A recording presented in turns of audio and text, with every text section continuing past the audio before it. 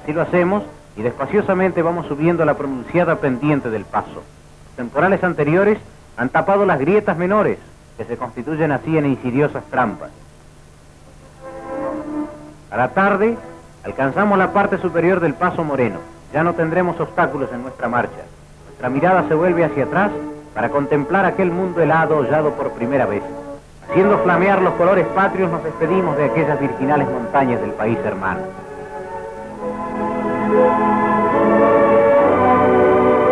...23 de febrero... cruzamos el Paso Marconi. Un nudo atenacea nuestras gargantas. Qué próximos están nuestros camaradas. Pronto estaremos con ellos y, confundidos en fraternal abrazo, les narraremos con entrecortadas palabras nuestro sueño maravilloso. Con un recorrido de aproximadamente 300 kilómetros entre ida y vuelta, conseguimos para los argentinos ser los primeros que realizan en forma completa el cruce de hielo continental. El doctor Sander, jefe del grupo científico, da las novedades al jefe de la expedición. Bajo su experta dirección se obtuvieron interesantísimos datos de gran interés para el futuro. El grupo científico, que con abnegación cumplió sus tareas en medio de condiciones atmosféricas muy desfavorables, de edades y profesiones dispares, todos se transformaron en ayudantes del doctor Sander, transportando a distancias y alturas inverosímiles pesados equipos e instrumental. Baquiano Macleod, el juvenil Ramírez, nuestra mamá Bertone, el dinámico Ford, el alegre Utvargeli, nuestro maestro Sander, el doctor Geyle, el místico de la montaña Sabaté, el entusiasta Dillon, fueron los engranajes del grupo científico. Ostrovsky, quien fuera el audaz jefe de la expedición polaca al Mercedario y Aconcagua en 1934, es ahora el jefe del grupo de escaladores. Sus muchachos Waltz, Stegman, Cassot, Pilet y Goodman escalaron cerros de probada dificultad técnica, complementando los trabajos de nuestra expedición. El mayor Huerta, jefe de la expedición, sus ojos, apretados aún por la intensa luminosidad de los glaciares, se niegan todavía a descansar. El doctor Ruiz, con palabras emocionadas, narra a sus camaradas las maravillas del cruce del hielo continental. Bianchi, el Benjamín del grupo del cruce, vive todavía la emoción de la aventura magnífica.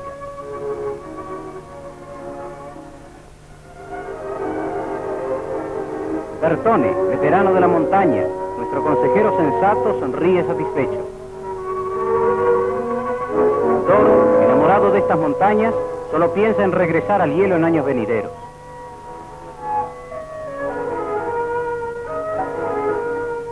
Debemos regresar. Nuestras almas de montañeses han quedado prisioneras entre estas montañas. Las altas cumbres parecen llenas de vida y en nuestro lenguaje común nos llaman. Nos despedimos de ellas con el deseo de volver. Por eso, desde el fondo de nuestros corazones les decimos: hasta luego, camaradas.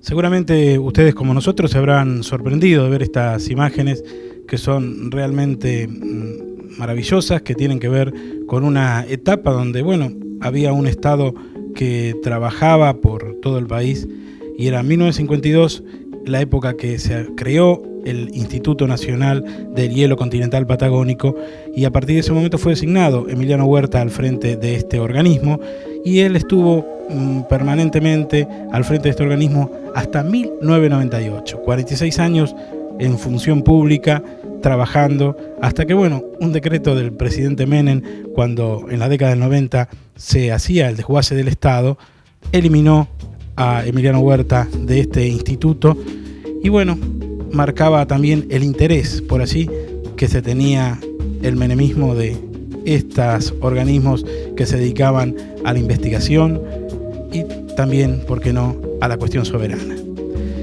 En el año 2002 falleció Emiliano Huerta y sus cenizas fueron arrojadas en los hielos continentales, no podía ser de otra manera. Se hizo un acto público. Ahora vamos a los archivos más cercanos, a los archivos de nuestros noticieros de Canal 9 que transmitieron este acto de esta forma.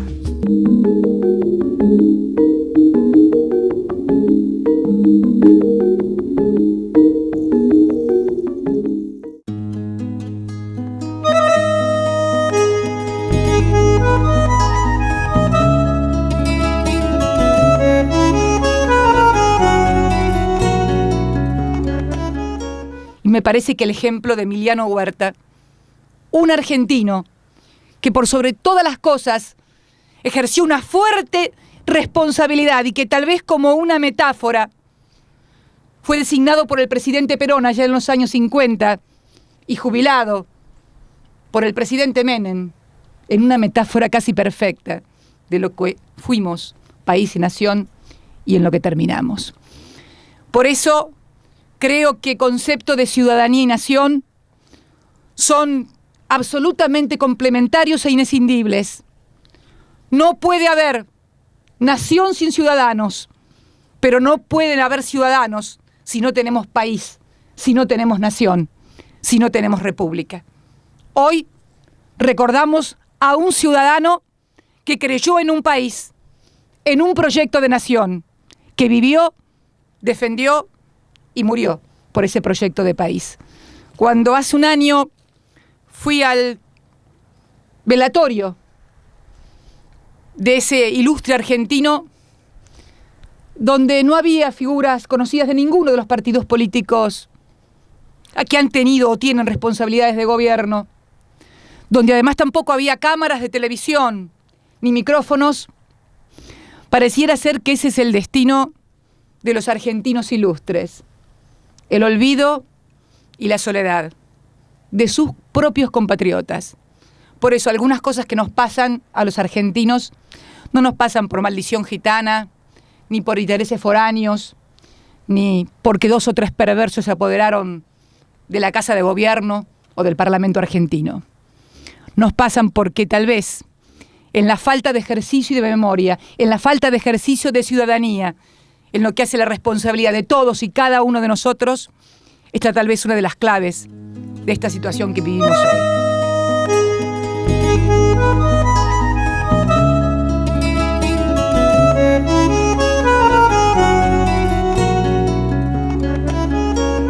Acto seguido, y a fin de cumplir el deseo testamentario del coronel don Emiliano Huerta, que sus cenizas descansen en los hielos continentales, se procederá al desplazamiento de la misma junto a sus familiares para su posterior esparcimiento sobre nuestros hielos continentales.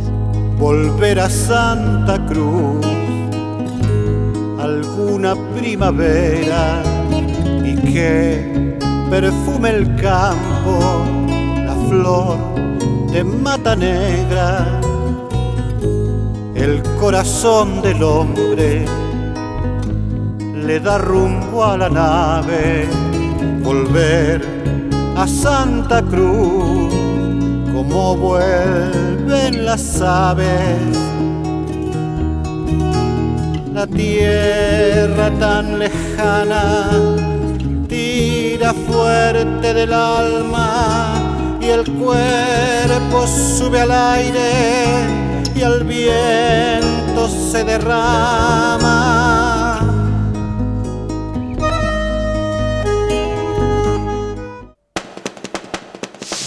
Amigo televidente, si usted no se durmió, si todavía está ahí y no se aburrió, vamos a ir a un corte y le proponemos a través de los cortes, y esto va a ser en todos los programas así, una especie de juego. No va a haber premio, pero sí va a haber una satisfacción personal. Recordar cosas de la televisión de Santa Cruz. Porque, bueno, la televisión fue muy importante. Tal vez antes del cable, antes del satélite, había solamente un canal, el Canal 9. Y la gente, en sus charlas cotidianas, reflejaba algunas frases o decía algún comentario sobre la televisión. Recordado es en la década del 80, cuando se decía a un tipo que era aburrido: vos sos más aburrido que Seres y Tiempos, un programa que se emitía en este canal.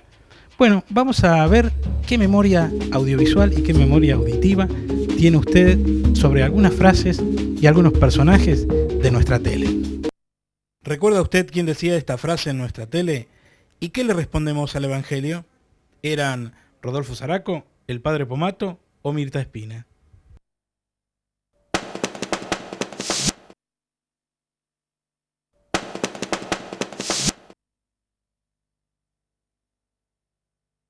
La respuesta era el Padre Pomato.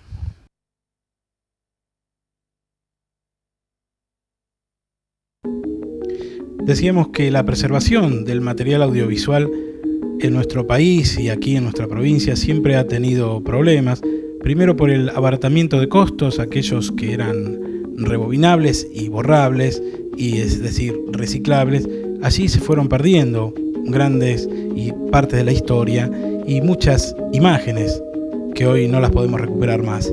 También se han perdido materiales por desidia y también es profeso aquellos funcionarios que eliminaron parte de nuestra historia argentina. Nosotros dialogamos con un documentalista argentino, Federico Urioste, que realizó la película documental sobre la Guerra de Malvinas titulada Hundan al Belgrano, y recientemente también la película Rebelión sobre el suceso de 1969 en Córdoba, el llamado Cordobazo. Y con él dialogamos este problema, la cuestión de los pocos archivos que hay en nuestro país que se han conservado o que por allí, después de dictaduras militares, eliminaron gran parte del material.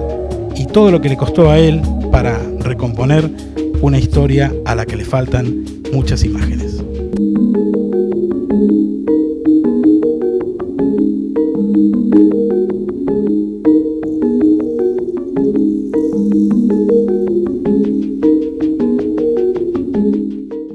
Rebelión, en realidad eso el Cordobazo, yo le puse Rebelión precisamente porque si bien fue una rebelión hoy día para la gente joven, tiene poca significación. Uno dice en Cordobazo y no saben qué es el Cordobazo. Bueno, después de múltiples golpes de Estado, el tremendo y sangriento bombardeo de la Plaza de Mayo en 1955, el país se fue deteriorando a través de alternancias de gobiernos civiles condicionados, como fue el caso de Frondizi y de Ilia, con gobiernos militares. Hasta que en un momento se produce una gran marcha sobre la ciudad de Córdoba, de todos los sindicatos, más también las organizaciones estudiantiles, que producen un hecho que supera a los propios dirigentes, que la población toda se vuelca a las calles, apoya la movilización y ocupan la ciudad desalojando a todas las fuerzas de seguridad, hasta que tienen que intervenir el ejército. Y lo curioso es que si bien hubo mucha dureza en la ocupación pacífica o no pacífica, porque digamos hubo violencia y llegó a haber muertos, que no se sabe exactamente, se calcula que hubo 30 muertos aproximadamente en esos días, fue como un punto de no retorno para el gobierno de Onganía, porque además eso produce el tucumanazo, el rosariazo, y prácticamente Onganía, después del Viborazo en el año 71, se tiene que ir del poder.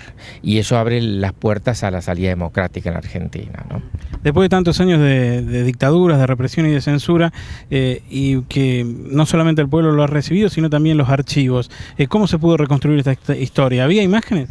Bueno, ese es el gran tema de la Argentina, el tema famoso de los archivos, ¿no? Desgraciadamente en la Argentina los archivos no se cuidan.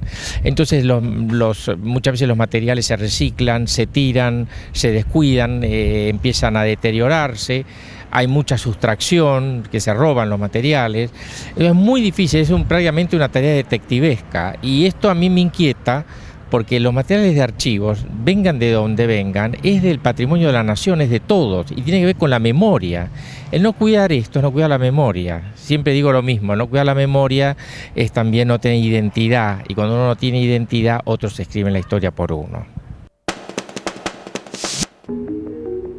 Si bien en la década del 50 la televisión surgió en nuestro país y se desarrolló durante varios años, inclusive en la década del 60, con mayor esplendor, apareciendo la televisión privada, en nuestra provincia recién en 1968 apareció la televisión de la mano del Canal 9, el canal estatal.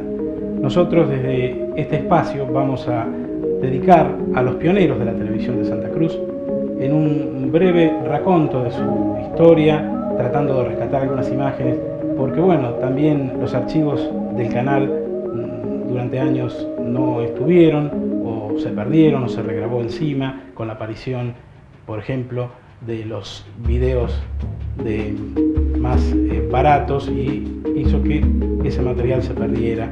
Por así algunos se rescatan porque han quedado en grabaciones personales de algunos compañeros trabajadores, y también, bueno, porque desde 1991 se registra y se guarda un archivo en Canal 9. Vamos a repasar la historia de nuestros pioneros de la tele, y en el primer invitado es Alejandro Quito Muñoz, un hombre que siempre hizo programas dedicados a la cultura de Santa Cruz.